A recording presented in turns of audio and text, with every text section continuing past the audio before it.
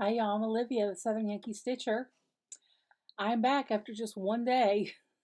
I made my Flosstube 44 yesterday and got it uploaded without editing, which, let me tell you, I might just go back to that.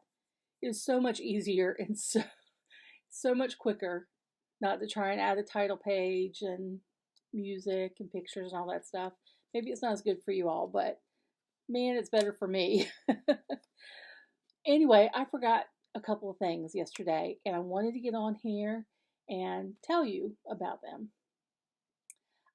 First of all, the winner from the video before last, um, that I couldn't remember, I didn't have in front of me last night, is Gina Cates. Gina, I think I have your address, but I'm not positive. So if you will, email me at southernyankeestitcher@gmail.com and give me your address so I can get those charts out that you want. I believe you got the 2 dimensions kits. Um, I have, well, where do I start? My birthday was October 18th, but a week ago. And I can't drive 55. If y'all watch Antique Needleworker, Shelley Fry, she and I share the same birthday, same year and everything. She also turned 55 on the 18th. Well, I wanted to do something for my subscribers for my birthday. I didn't tell you all what I did for my birthday, but um, in our family, our immediate family, me and my kids, we let the birthday person, girl or boy, pick out where they want to go to eat, and we do a birthday dinner, and then normally come back home and do cake at home or something, and gifts. Sometimes we only do cake, especially if it's for me, because I don't need cake. But anyway, I decided this year I wanted to go to Empty Bowls Banquet.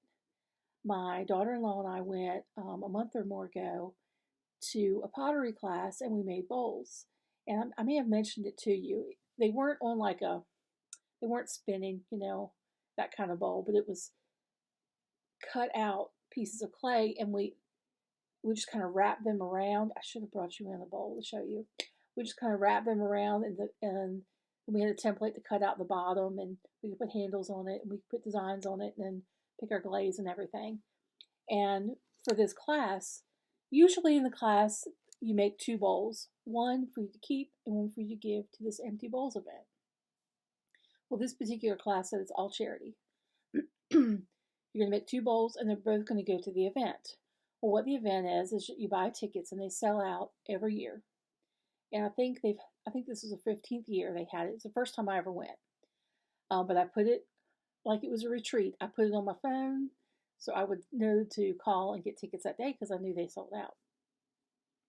But you go in and you pick out a handmade bowl.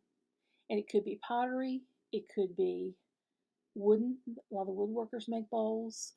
Some of the schools even have students that make bowls, and there's just, there's so many different types in there. And you pick out a bowl. You can go to the little station where they wash it, and you can get, and they have dinner for you, and you get to pick out one of like 6 soups and dessert and bread and all. And the proceeds go to the soup kitchen, and it's called Empty Bowls, is what this fundraiser is called. And it was fun. That's what it chose to do for my birthday. People choose different charities, and that was my way of giving to a charity. And we had a good time, and had some soup. We didn't eat soup in our bowls. You could just get it in the styrofoam bowl, and that's what we chose to do because, well, one of them was a wooden bowl, and she didn't want to mess it up, and I didn't want to mess mine up either. They have different shifts. Like you can get a 5:30 ticket or a 6:30 ticket, and and it's over 2 days. Well, we had a 6:30 ticket on the second day. I think that was the last ticket, last time slot. And they only put out enough bowls for the people to have tickets for that time slot. So you don't know what bowls are going to be out there. You just walk through and pick one out. Well, dang it, I wish I brought it in here. I I'll post it on Instagram. I'll do that so you can see my bowl. The first bowl I ever made, and mine was there. My daughter-in-law was hoping to see hers, and I was too, because if she didn't have it, I was going to, because hers were really pretty. She did some pretty bowls. But anyway, that was what we decided to do for my birthday. But I wanted to do something for you all for my birthday as well. And I have to tell you what I decided to do, and it's a little bit of a story to it. It's a little bit of a mystery to it too. I don't want to give it too much information because I think it will spoil it. But many of you know that my mother has dementia and it's progressing, and it's hard to have a conversation. If any of you have ever had a family member, I know everybody's different with the symptoms of their dementia, but it's very hard to hold a conversation with my mother. So what I've done, and I've mentioned this before, is I read to her from her grandmother's diaries, my great grandmother. And last year, it was probably in the spring, I was reading a diary entry, and it she talked about an event that happened, and it was just kind of, I don't want to say it because I want it to be a surprise when you get this, but she mentioned an event that happened and who it involved. And I asked my mom, "Do you know who they were?" And she said no. And I said, "Well, do you think they were local? Were they famous people? Because the name sounds like they could have been somebody famous. Like maybe I've heard it before." And she said, "I don't think so." So, um, okay, so I went to my phone to Google, and I said, "We're gonna try and solve this mystery, Mom, while I'm here." And she loves that. She loved that. So I Googled the name of these people and the event that happened, and couldn't find anything. And I couldn't find anything while I was there in the room with her. So visit ended. I went home. When I got home, I kept searching. I was like, I'm going to find out what this was all about. If she mentioned it in her diary, it must have been kind of significant. Um, just the way, I don't know, something about it told me it was significant. So um, I kept Googling, and lo and behold, I came across an article. There was an article. Now, this happened in I don't have it in front of me. I think it was 45. It was the 40s anyway. I'm pretty sure it was 1945. And I found an article that was written about it 20 years ago. And this event happened in my hometown of Frederick, Maryland. But the writer who wrote it for, I believe the publication was I know it was in Louisiana. I'm pretty sure it was New Orleans. And I thought, I wonder why he wrote about that story that happened in Maryland. And I just wanted more answers, even though he kind of told the whole story, and the whole story when I'm reading, I'm thinking, this sounds like something I would watch on TV. Like there would be a movie about this. Um, so I thought, well, I'm gonna go to Facebook. I'm gonna see if I can find this man, see if he's still around, if he, if I can, correspond with him. Well, I searched his name, and didn't take much searching to find him. And so I messaged him through Facebook, and I said, I told him, I said, I'm reading my great grandmother's diaries. This event came up. We didn't know anything about it. We didn't know who these people were.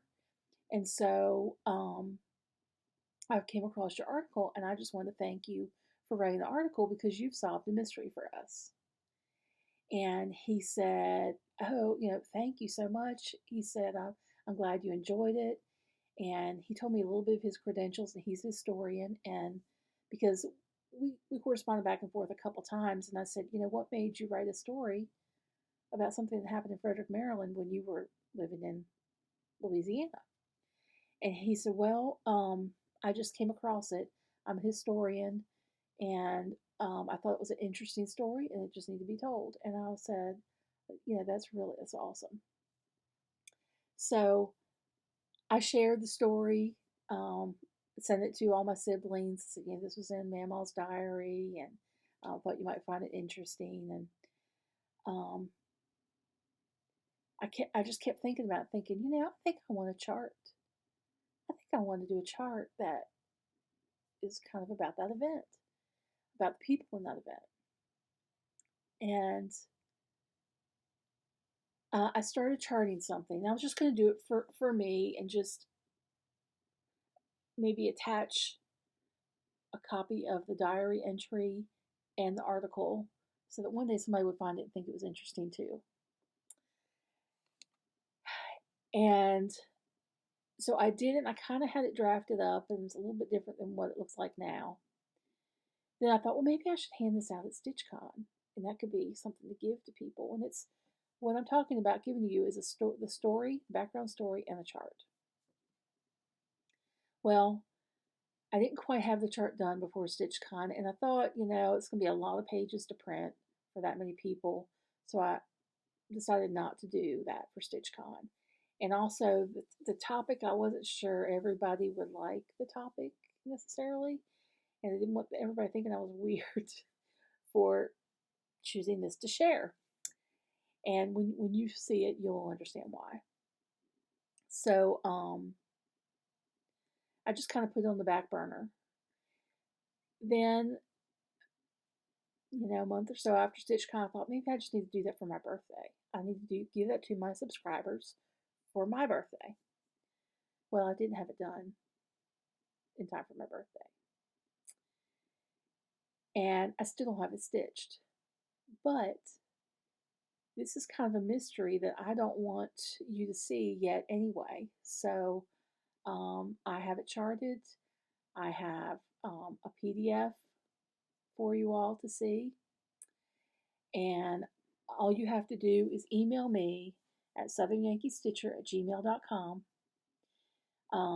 You can say, I'm interested in the story, I'm interested in the chart, whatever. I will reply and send that to you.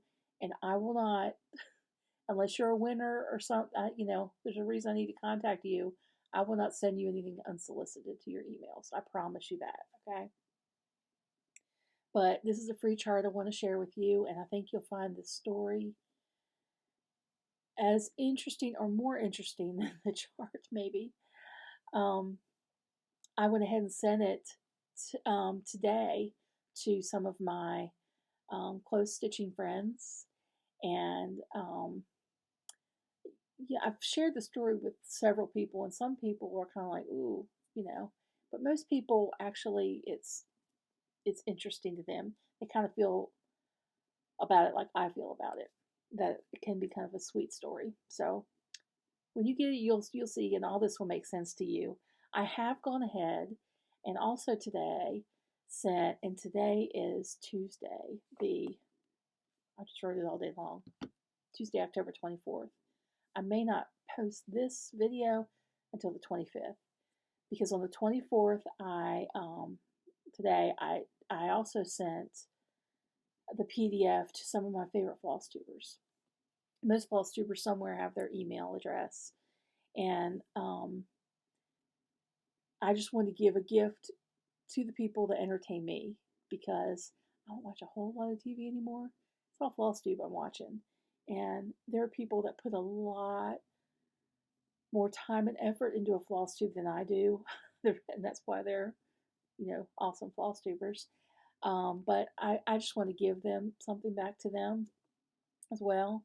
And the one person I thought of, and I told her this in the email I sent, was Pam of Just Keep Stitching. I'm like, Pam will like this story. I'm almost 100% sure she will like it, and she might like it better than anybody else likes it, because she loves history and all that too. So I'm sorry, I keep glancing over there, guys. I'm seeing my car, and the sun is hitting my taillight. I keep thinking somebody's in my car with the brake on. But anyway, that's all I have for today. I just want to tell you about that. And that's a mystery surprise for a subscriber. If you're not a subscriber and you'd like to get a copy of the PDF, then subscribe. and email me, somethingyankeestitcher@gmail.com, and I will get it out to you.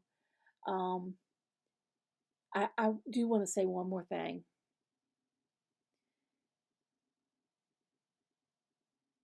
Well, no, I'm going to save that for later. I'm going to save that for later.